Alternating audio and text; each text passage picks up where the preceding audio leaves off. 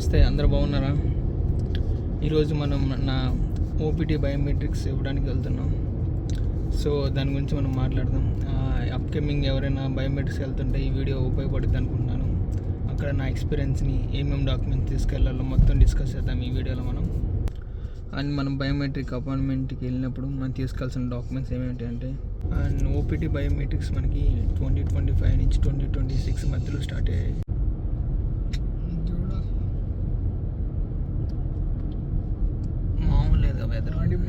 మనం బయోమెట్రిక్స్కి తీసుకెళ్లాల్సిన డాక్యుమెంట్స్ గురించి మాట్లాడుకుంటే, మనం ఫస్ట్ అపాయింట్మెంట్ లెటర్ ఒకటి తీసుకెళ్ళాలి. ఆ తర్వాత మనం ఫోటో ఐడి ఒకటి తీసుకెళ్ళాలి. మేబీ మన పాస్పోర్ట్ తీసుకెళ్ళచ్చు.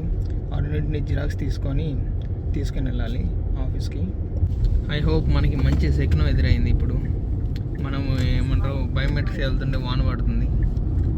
ఇది కొంతపాటి పాజిటివ్నెస్ ఇస్తుంది.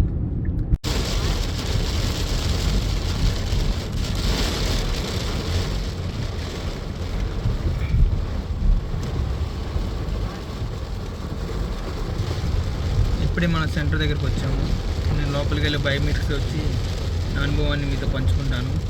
లోపల మీకు చూపించడానికి వీడియో ఎలవ్ లేదు, వీడియో కానీ ఫొటోస్ కానీ తీయడానికి లోపల పర్మిషన్ లేదు.